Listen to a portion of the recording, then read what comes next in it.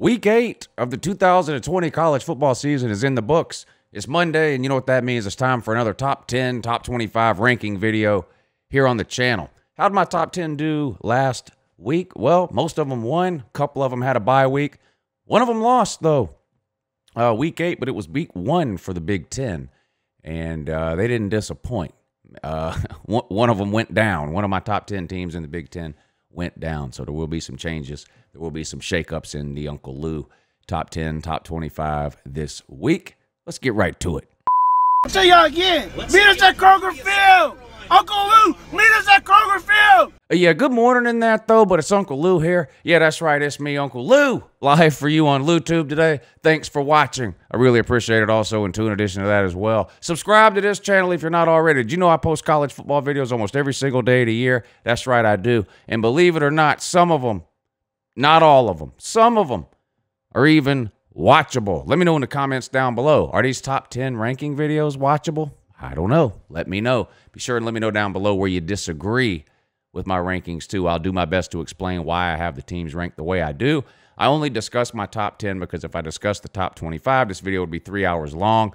I do put my entire top 25 up at the end of the video, though. So we'll go through the top 10 first, starting with 10, working our way down to 1. And then at the end, I'll put up the rest of the top 25. Let's go. I'll put last week's poll up on the screen right here so you can take a quick look at it, so you'll know where I was starting at when I sat down today to work on this week's ranking. Let's get started with number 10. I've got my copious notes in this. Yeah. Coming in this week at number 10, Wisconsin. Man, I was impressed with Wisconsin. Friday night, they played the first Big Ten game of the season, and they absolutely destroyed Illinois 45-7. Now, I know Illinois is not a great team, but when you play a team that's not great, the best you can do is go out there and dominate them, and that's exactly what Wisconsin did. You can't really ask them to do anything more than that. More importantly, I think if you're a Wisconsin fan or you're a fan of another team in the Big Ten and you're trying to figure out how good really is Wisconsin, they appear to have found a quarterback. That's the good news. Bad news, of course, we find out today, or yesterday, I guess, he's come down with the coronavirus, which is just horrible news for Wisconsin. You know, Wisconsin's been one of these teams, a lot like Georgia, wins a lot of games, great offensive line, good running game, pretty good defense. Not terrible quarterback play, but not the level of quarterback play that you need in today's college football. Not really a game-changing, playmaking QB for Wisconsin in recent memory. It appears that might not be the case. This Graham Mertz looks like he's the real deal. He went for almost 250 yards this past Friday night. 5 touchdown passes. I think he had 20 of 21. Looks like Wisconsin might have something at the quarterback, so let's hope for a speedy recovery for Graham Mertz. You don't want to see any of these players have to miss games, whether they're sick or not, or asymptomatic, whatever the case. Number one, you hope health-wise they're fine, but number two, you want to see these kids back on the field and playing college football. So, you know, all my best to Graham Mertz. I hope he can get back out there sooner rather than later. This week, Wisconsin plays at Nebraska. Nebraska didn't look good at all this past weekend, really. Well, I don't know if that's true. They looked okay. They just ran into a really great team. We'll talk more about that in a minute, but they travel this week to take on Nebraska. Number 9, I've got Florida. They were on a bye this past week. They host Missouri this coming weekend. Florida's a much better team than Missouri. Missouri had a win this past weekend over Kentucky. Wasn't that impressive, 20-10, I think it was. But Florida's been better than Missouri almost every single year that Missouri has been in the SEC. And Florida has had a hard time beating Missouri. I think they have a 500 record against Missouri in the 8 years since Missouri joined the SEC. I believe Florida and Mizzou are tied 4-4 in the last 8 meetings. Clearly, I think Florida will win this game. They've had a couple of weeks off. It's another team that sort of had some issues with the coronavirus. We'll have to pay attention to the news out of Gainesville this week. Hopefully, all of Florida's players are better and cleared to play this weekend. Again, that's what we want to see. Forget the fact that I'm a Georgia fan, so I always want Florida to lose, I guess. You don't want players sitting out. More importantly, you don't want anybody getting sick. But, you know, we're college football fans. When I watch a team play, I want to see all the players play. So hopefully Florida has gotten the coronavirus situation under control. I don't know how much news we'll find out this week. It could be the type of thing where you have to wait till Saturday and then just kind of see who's missing.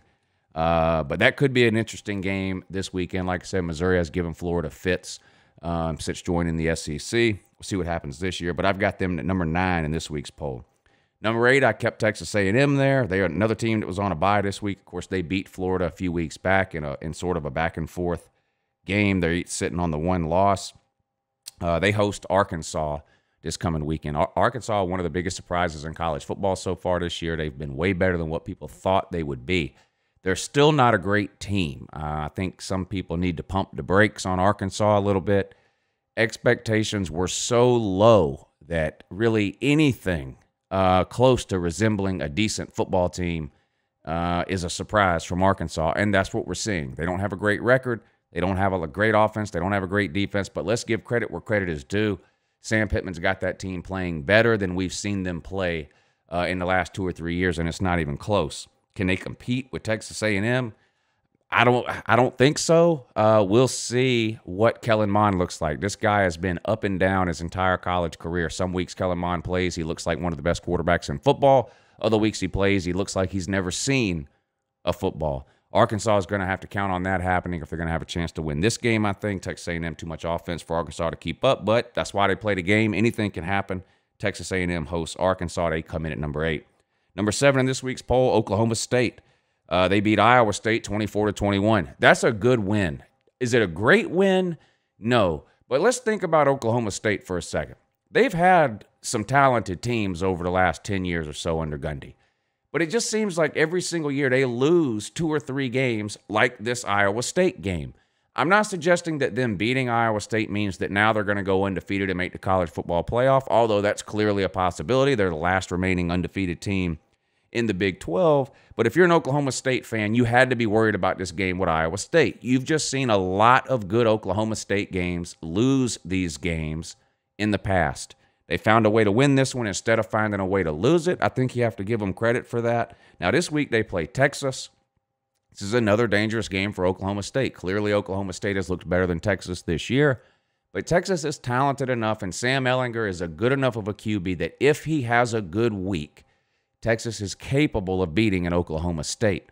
Now, as up and down as Oklahoma State has been lately, they've dominated Texas, which is a little strange to think about. But they've beat Texas, I think, 4 of the last 5 times that they've played.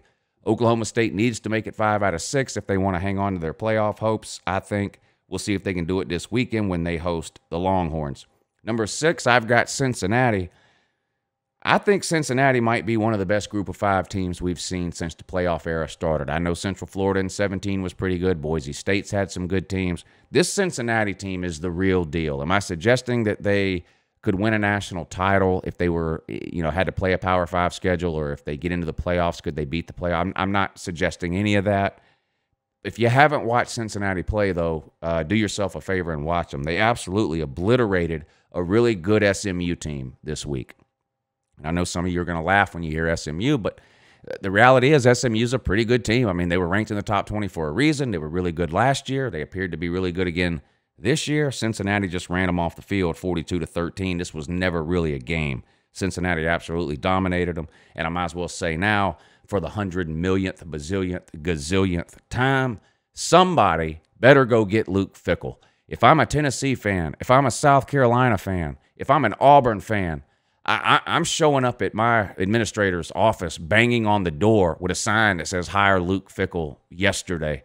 I cannot believe this guy is still at Cincinnati. I know he's only been there 3 years, but look at what he's done in his 3 years there. Ranked every year, 10-plus wins. It's unbelievable. Their only loss last year was to Ohio State. Somebody better go get this guy quick. All right, time for the top 5, and no real surprises here. I chose to leave my top 5 alone. I left it the same. Georgia was on a bye week. I left them at 5. They play at Kentucky this week. Georgia probably going to win that game. Florida's probably going to beat Mizzou. That'll set up the matchup the following weekend, November 7th, Georgia versus Florida. Winner of that game clearly in the driver's seat for the SEC East. The winner is almost guaranteed at that point to win the SEC East. Florida and Georgia got one more hurdle to get over before that game is played for this week. For Georgia, it's at Kentucky. Kentucky, like I mentioned, lost last week to Missouri, 20-10. Kentucky's had a pretty good defense this year. They've struggled offensively. I think Georgia probably wins this game. Listen, these are the types of games that Georgia wins by 3 to 4 touchdowns every single time for the last 3 to 4 years. Do they look great doing it on offense? No. But these are the games Georgia has no problem winning. Georgia can out-talent teams like Kentucky, Vandy, Tennessee, Mizzou. They'll do it again against Kentucky, I'm pretty sure. I don't know what's going to go on with the quarterback situation with Georgia this week. They better not trot Stetson Bennett out there is all I got to say. You had a bye week to get your shit together. Kirby, I hope to God you got it together. You've got a bench full of 4- and 5-star quarterbacks. There's no excuse for continuing to trot Stetson Bennett out there. It's nothing against Stetson Bennett. He stepped in when he was needed against Arkansas. Great. It's time to move on. We know what Stetson Bennett is, and more importantly, we know what he isn't. He's not winning a game for you. He's not. It's not going to happen, period. Stetson Bennett's been in college for 3 years. There's nothing that's going to happen over the course of this season that is going to change who Stetson Bennett is. He's not winning a game for you. The best you can hope for Stetson Bennett, similar to Jack Fromm, is that he doesn't lose the game for you by committing 3 turnovers against Alabama. It's time to move on from Stetson Bennett. If Stetson Bennett is the best quarterback on our roster, and that's why he's playing and continues to play, that's unacceptable. Somebody has to answer for that too. How can you swing and miss on this many quarterback prospects to where Stetson Bennett is your best available option? That's unacceptable, and someone would have to answer for that. How is it possible Stetson Bennett's better than a 5-star JT Daniels, the 3rd highest rated recruit in the 2018 class? How is it possible he's better than DeJuan Mathis? How is it possible he's better than Carson Beck? Is it possible he's better than one of those guys? Of course. Is it possible he's better than all 3? Highly unlikely. But like I said, if he is, then whoever is evaluating talent at the quarterback position for UGA in terms of recruiting needs to be fired yesterday. Because how can you miss on this many quarterback recruits? I expect Kirby to learn from the mistake he made in 2018 when we were blowing everybody out until we played at LSU. We took a beating. Jack Fromm played like crap. We had a bye week before the Florida game. Right after LSU, had a bye week. Everybody said the same thing they're saying now. Kirby will take this extra week, get Justin Fields prepared, and he'll start against Florida. Well, Florida game comes around, and Justin Fields never saw the field. He didn't play one single snap. I knew right then he was gone.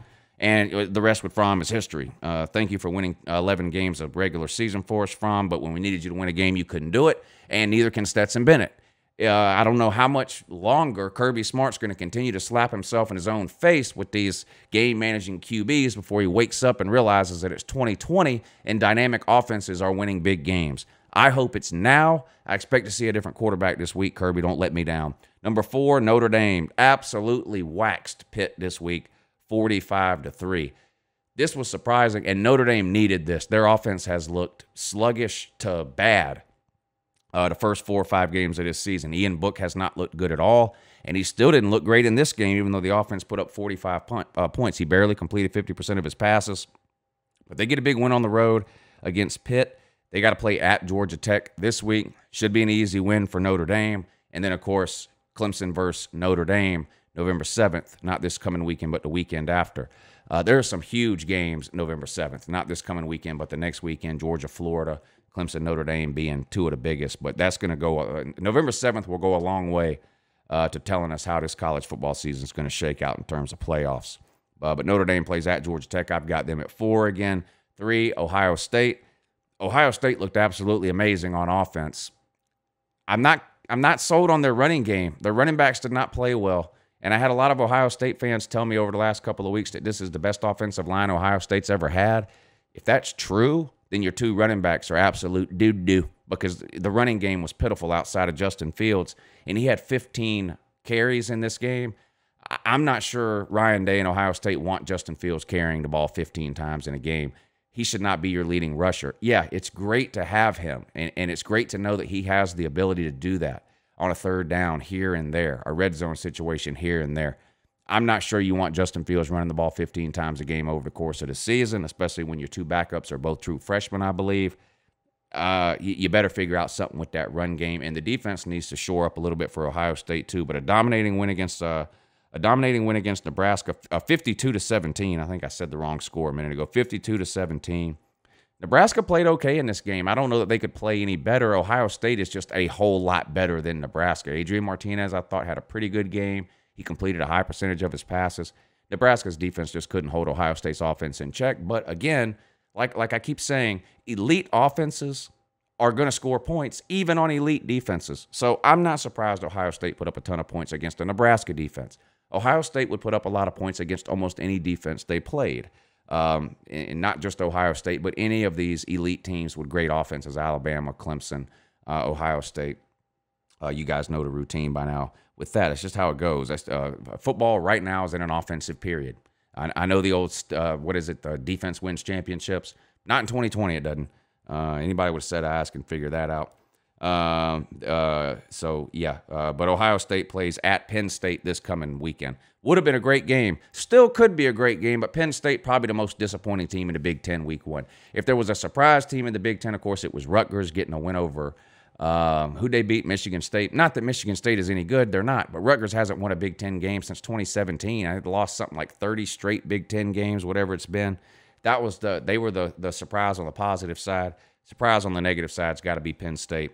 Hard to believe they lost to Indiana. Quit blaming the refs. You sound silly as hell. The game never should have been in overtime. Never mind the fact it was Indiana. You should have beat them by a couple of scores without a problem, but you didn't. Now you're sitting on a goose egg, 0-1. Better luck next year. Don't know what else to tell you. But, Ohio State plays at Penn State this coming week. Number 2, actually, I swapped 1 and 2. And don't get mad. I swapped these teams back and forth 3 or 4 times already this season. To me, Clemson and Alabama are clearly the 2 best teams. You're wasting your time arguing with me if, I got Clemson at 2 this week and Bama 1. Last week I had Clemson at 1. I really don't care what you think about it or how mad it makes you. And if you think about it, it doesn't matter at all. These are clearly the 2 teams that deserve to be ranked 1 and 2 right now. What order you have them in is almost irrelevant. But Clemson did struggle a little bit through 3 quarters with Syracuse. Trevor Lawrence finally showed us that he's human after all, threw a couple of interceptions, including a pick 6. Their sloppiest game of the year, Clemson. Now, I have rewarded Clemson in previous weeks for dominating pretty good teams, namely Miami. If I'm going to reward them for that, I've got to do the same thing, reward Alabama for a dominating win over Tennessee, punish Clemson for playing their most sloppy game yet. I've got them at 2. They play Boston College. They host Boston College this week, so they should be undefeated heading into that Notre Dame game next week. Ashton Notre Dame. Bama, of course, took apart Tennessee. The game was never close, 48-17. Big loss for Alabama in this game, though, losing Jalen Waddle. Is it going to make a difference on Alabama's season overall? Probably not. Now, he is their biggest playmaker. You got to remember he's not just a wide receiver, but how did he get injured? On a kick return. So he returns kicks. He's clearly their best wide receiver. You hate to see this injury. Alabama's absolutely loaded at wide receiver. I can't imagine anybody sitting around going, oh, that's it. Now we're going to lose to LSU because we don't have Jalen Waddle. Or now we're going to lose to Auburn because we don't have Jalen Waddle. No. The reality is the SEC West just isn't very good this year outside of Alabama. That's just what it is. I'm still on a wait-and-see mode for Texas A&M because they've let me down so many years in the past. They look good one week, terrible the next. So, yeah, congratulations. Big win over Florida. I want to see Texas A&M now go out and beat another couple of decent teams with a pulse. We'll see. In years past, they haven't been able to do it. We'll see if they can this year. But outside of maybe those 2 teams, the SEC West is just absolutely pitiful. So losing Waddle's not going to affect Alabama's chances of winning the division. We'll see if it means anything in the SEC title game against either Georgia or Florida, and then, of course, in the playoffs, should they make it there. But you hate to see anybody get injured like that. It was a bad-looking injury, done for the season, according to Nick Saban. So, thoughts with him. Hope he recovers well. Whatever he decides to do, whether it's come back next year or go to the NFL or whatever, wish him nothing but the best. And Bama plays Mississippi State this coming week. So that's it. There's the top 10. Make sure you let me know down below where you disagree. Now, don't just tell me, I can't believe this moron has Cincinnati number 6. Don't just tell me that. Tell me where should I have Cincinnati, and who would you have at 6 if it's not Cincinnati? Let me know. I'm not saying my poll is the only one that's right and everyone else's is wrong. But don't just tell me one of my picks is wrong. Let me know where they should be and who you would have there instead of them, whatever the case. Stay tuned when the video cuts off here in a second, and I'll put 11 through 25 up on the screen for you. I always get a lot of questions. I used to just do a top 10. So you get a ton of questions. Where would you have this team? Where would you have that team?